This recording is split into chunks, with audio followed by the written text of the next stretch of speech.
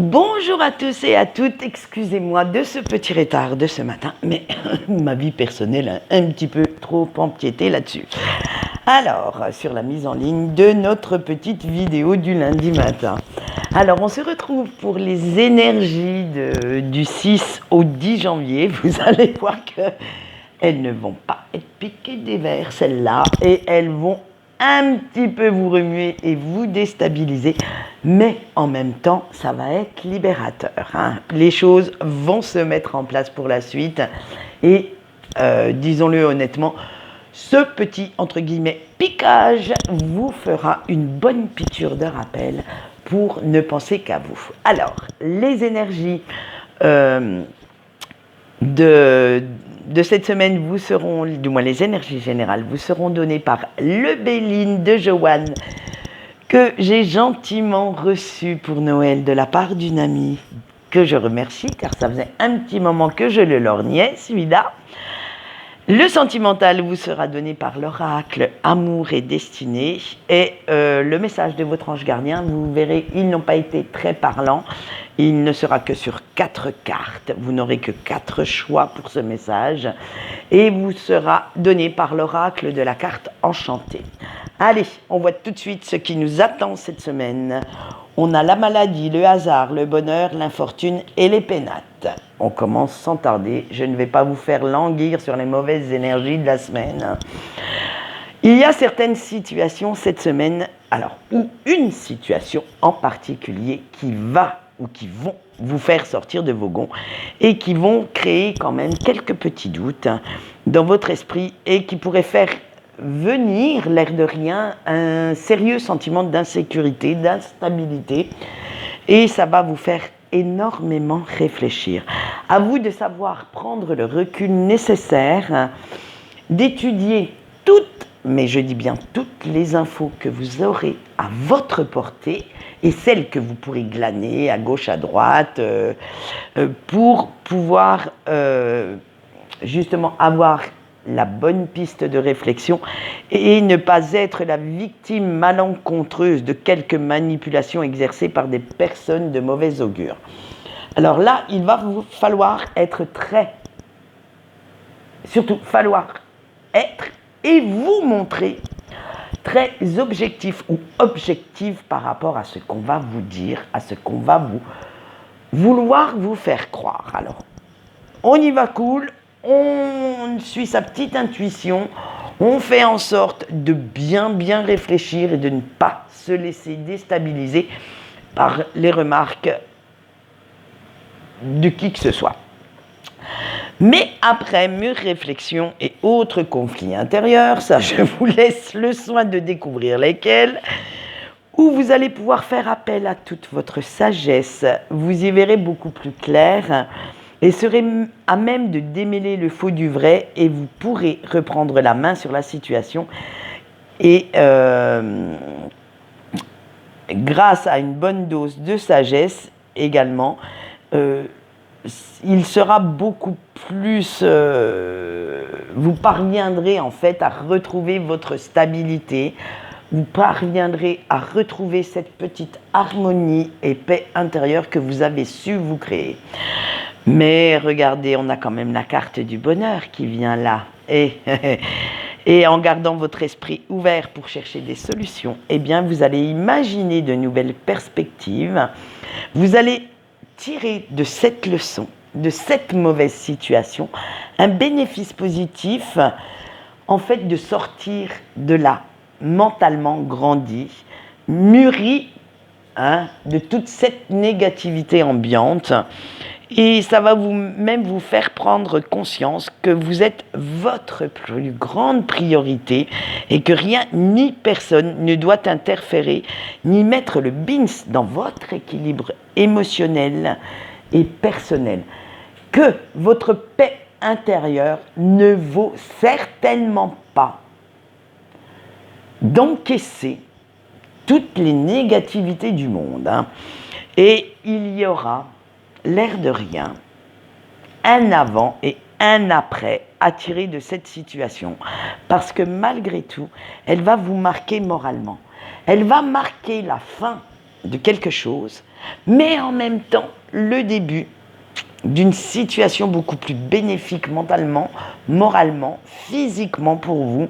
Et vous allez petit à petit vous couper du monde pour quelque temps, pour mieux réfléchir à la suite à donner à tous ces événements, pour ne pas répéter les mêmes erreurs et vous faire comprendre que malgré les apparences, il ne faut vous fier à personne, sinon à vous-même pour créer votre bonheur. Que même si vous avez des personnes qui cherchent votre bien-être, qui cherchent à vous satisfaire, à satisfaire le moindre de vos plaisirs, en général, il y a toujours un intérêt quelconque là-dedans, et que c'est à vous et à vous seul de trouver cette source de bonheur, cette source de joie qui doit traîner là autour de vous, hein. Et que votre dignité, vos valeurs sont bien plus importantes que de quémander quelques petites miettes d'attention, d'amour, que vous avez le même droit au respect que tout le monde et que si certaines personnes de votre entourage ne comprennent pas ça, eh bien c'est qu'elles n'ont absolument rien à faire dans votre vie. C'est que, excusez-moi le terme, mais foutez-leur un coup de pied au cul et balancez-les loin. Non mais à un moment donné, hein, il faut dire la vérité, il faut dire cash les choses. Et ce coup de pied au cul, non seulement vous fera les faire partir loin, mais en plus vous, je pense que ça va vous faire un bien fou de le faire. Et pour vous requinquer, vous donner enfin le petit coup de boost moral dont vous avez besoin en ce moment, vous allez tout bonnement couper les ponts avec toute personne toxique et ne vous consacrer qu'à celles qui vous permettent de garder votre optimisme, votre joie, de vous concentrer sur vos objectifs et avec qui vous vous sentez réellement en sécurité, apprécié et valorisé. À un moment donné, il faut arrêter de quémander, de mendier. Je reprends un peu la figure de l'infortune, hein, avec cette mendiante, de mendier toutes ces marques d'affection, d'attention. Stop! Si les gens ne vous apprécient pas comme vous êtes, eh bien balancez-les loin. Ils n'ont rien à faire chez vous, ils n'ont rien à faire dans votre vie et ils n'ont surtout rien à vous dire. Allez, on va continuer avec notre petit sentimental. Et bien entendu, on va commencer par nos petits couples. On a la fertilité, la rencontre, le fantasme, le blocage, la solitude, le doute et la féminité. Et oui, il y avait pas mal de choses à dire, hein, pour vous, chers couples, cette semaine. Hein. Parce que on l'a vu qu'il y avait toujours ce petit signal d'alarme dans votre tête, hein, et que vous avez beau faire des projets avec votre autre, des projets communs pour le futur, pour voilà, hein, vous ressentez toujours cette sensation de mal-être, comme si votre situation semblait plus ou moins précaire. Alors, c'est bien beau de faire des tas de plans sur la comète, hein, que votre autre vous fasse miroiter des tas de belles choses, mais vous, pour l'instant, eh bien, ce ne sont que de belles paroles et vous voulez du concret, de la réalité. Et en ce moment, disons-le franchement, votre autre est un beau parleur ou une belle parleuse. Je ne sais pas si ça se dit, mais je le dis quand même. Alors, vous essayez quand même de croire à tout ça, de faire en sorte de vous projeter, d'essayer de créer un avenir, mais eh bien, même votre amour, vous le mettez dans la balance pour pouvoir y croire, mais pourtant rien n'y fait. Tant que vous n'avez pas de preuves tangibles, vous ne parvenez pas à y croire, ni même à vous projeter dans l'avenir, ni même à faire semblant.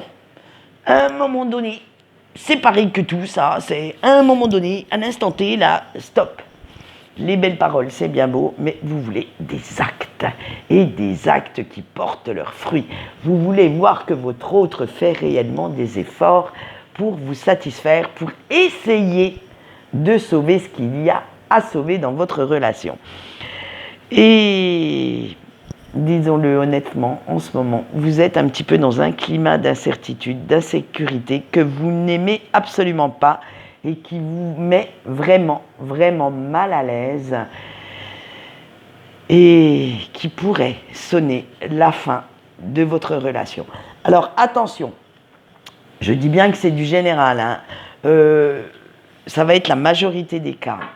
Il va y avoir quand même des discussions ouvertes, vous allez faire en sorte de mettre les pieds dans le plat pour pouvoir vraiment discuter, essayer de donner des bons arguments à votre autre, hein, pour que cette situation prenne fin.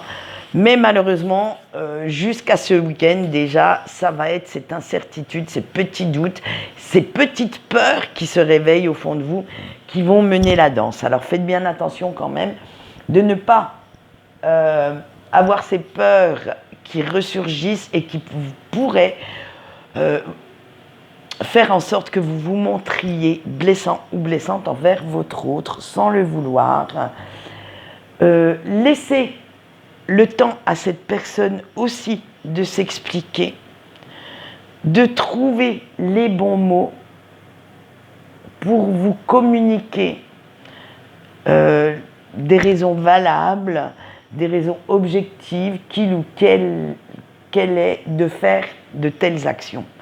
Voilà, laissez-lui quand même le bénéfice du doute, laissez-lui le temps on va dire, de se retourner et de vous montrer que tout pourrait se réaliser comme vous le souhaitez. Quand on est dans une relation, il ne faut pas non plus tout jeter aux orties comme ça pour rien. Il faut de temps en temps faire quelques efforts aussi. Allez, on va continuer notre sentimental avec nos petits célibataires. On a la naissance, on a la manipulation, les désirs intenses, le conflit et le coup de foudre. Eh bien, je ne sais pas ce que vous me faites en ce moment, vous, mais alors l'indécision, vous jouez bien les girouettes, hein, parce que l'année avait quand même bien débuté, avec de belles résolutions, mais comme d'habitude, ce n'était qu'un feu de paille. Un petit soufflet à la sortie du four qui retombe, et voilà que vos vieux démons ont repris le dessus et ont semé le doute dans votre esprit. Et c'est de nouveau le gros bordel chez vous, et c'est l'esprit embrumé de tas et tas de conflits intérieurs que vous attaquez la semaine. En fait, vous ne savez toujours pas ce que vous voulez faire. Un coup, vas-y que je veux me mettre en couple avec quelqu'un de sérieux. Le lendemain, vas-y que, allez, c'est quand même pas mal, quelques petites, on va dire, quelques petites relations éphémères qui apportent l'hygiène de vie dont on a besoin, si vous voyez ce que je veux dire, hein. Du plaisir et du bien-être sous la couette, c'est bien pour passer un week-end, mais pas plus. Pourtant, vous aimeriez bien, vous aussi, connaître les plaisirs de l'amour, de partager votre vie avec quelqu'un, mais vos peurs sont tellement vivaces, présentes, que cela vous semble, dans l'état actuel de votre façon de penser, hein. Après, si vous changez de façon de penser, bien sûr que ce sera une autre donne, hein. Impossible. Et oui, vous êtes réfractaire à la relation sérieuse pour l'instant. Donc, pourquoi vouloir à tout prix trouver quelqu'un et foncer droit dans le mur? Qu'est-ce qui vous oblige, à part peut-être quelques besoins physiques à assouvir assez rapidement, d'être H24 avec quelqu'un? Posez-vous les bonnes questions. Là, je vous en ai donné une ou deux juste pour vous donner quelques pistes. Qu'est-ce qui vous plaît dans une relation? Que vous voulez quelque chose de sérieux? Qu'est-ce qui vous déplaît? Pourquoi vous n'arrivez pas à fixer votre décision? Qu'est-ce qui vous fait si peur dans un couple, dans une relation stable et sérieuse? Ça, c'est à vous de répondre et c'est à vous de savoir ce que vous souhaitez pour l'avenir. Après, on ne peut pas se mettre à votre place, car chaque personne a ses propres doutes, a ses propres peurs. Chaque personne doit trouver sa propre vérité, son propre chemin parmi tout ça. Voilà. et vous verrez qu'une fois que vous avez répondu à certaines questions, j'allais dire très très existentielles, mais tout à fait basiques, eh bien vous verrez que ce sera beaucoup plus simple, beaucoup plus facile de vous projeter et de chercher ce dont vous avez besoin. Soit vous continuez les relations éphémères si c'est ça qui vous fait le plus plaisir, soit l'air de rien, eh bien, vous changez complètement de style, d'optique et de façon de penser et vous allez chercher quelqu'un pour enfin que je vous retrouve dans quelques semaines, quelques mois, dans nos petits couples. Allez, on continue maintenant avec nos petits breaks. On a le déclin, la visualisation, la luxure, l'obstacle et le refus. Eh bien alors, cher petit break, plus le temps passe, plus la personne de votre cœur vous manque. Ça commence à se ressentir, mais sérieusement, je vous le dis. Et vous en ressentez la morsure. C'est comme s'il vous manquait un bout de vous-même et que vous aviez du mal à tenir la tête hors de l'eau sans cette partie de vous, sans cette personne. Et oui, l'amour quand tu nous tiens, et surtout quand c'est un amour, on va dire entre guillemets karmique, c'est très très dur. Pourtant, même si vous n'arrêtez pas de penser à lui ou à elle et aux discussions que vous aviez, à ce soutien indéfectible que cette personne vous apportait au quotidien, au moment de complicité, au moment de fusion physique, d'ailleurs votre corps s'en souvient agréablement, apparemment, avec notre luxure en ce moment,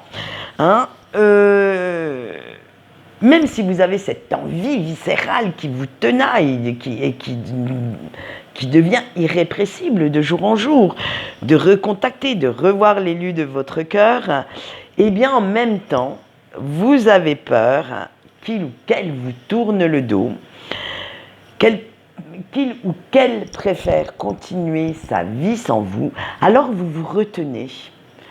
Et en fait, c'est cette retenue qui vous bouffe, qui vous ronge de l'intérieur, car de ne pas savoir exactement sur quel pied danser, et encore pire, mais alors pire, que de savoir que votre autre s'est donné la chance d'être heureux ou heureuse avec quelqu'un d'autre.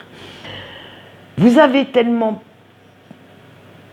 En fait, c'est une peur, mais une peur personnelle. Ce n'est pas de savoir que votre autre soit parti voir si l'herbe était plus verte ailleurs, si il ou elle pouvait avoir raison d'aller voir ce qui se passe chez quelqu'un d'autre ou avec quelqu'un d'autre. C'est simplement que vous avez cette peur d'être rejeté comme vous avez rejeté cette personne. Et oui, n'oubliez pas que cette relation est en miroir, donc à un moment donné, vous n'avez pas envie de faire vivre à votre autre ce que vous lui avez fait vivre et de vous prendre cette erreur de parcours, cet abandon en pleine face. Voilà ce qu'on peut dire pour nos petits breaks. Eh bien, on verra si ça s'améliore au fil des semaines ou pas. Eh oui, il y a toujours le ou pas, ou pas. Allez, on y va pour le message de votre ange gardien pour cette semaine. Et celui-ci se passe sur 4 cartes. Allez, on y va avec la carte 1 et la prière magique. Croyez en vous autant que vous croyez aux autres et vous verrez que vous réaliserez tout ce que vous voudrez. Notre choix 2 avec la boussole. Suivez votre intuition pour trouver le bon chemin. Le choix 3 avec l'intention. Pense à ce que tu veux manifester pour que cela arrive. Le choix 4 avec le morceau au milieu. Continue ton chemin car tu es proche du but. Donc écoutez 2 très très beaux messages. Fiez-vous à votre intuition pour cette semaine. Faites attention aux manipulations et normalement, vous devriez pouvoir, je dis bien normalement, pouvoir passer cette semaine sans trop de grosses vagues. À la limite, il y en a pour certains, ils vont se prendre le tsunami en pleine gueule, mais ça, c'est une autre histoire. En attendant, alors, j'ai eu des mésaventures avec mes horoscopes, mais ça devient du grand n'importe quoi, mes horoscopes. Donc, normalement, ils devraient être en ligne d'ici la fin de la semaine. J'ose même plus vous en parler de cela. Allez, on attend. Heureusement que c'est pour 3 mois, ça nous laissera encore du temps, hein, pour pouvoir, parce que ça serait juste pour janvier, autant vous dire qu'il serait foutu.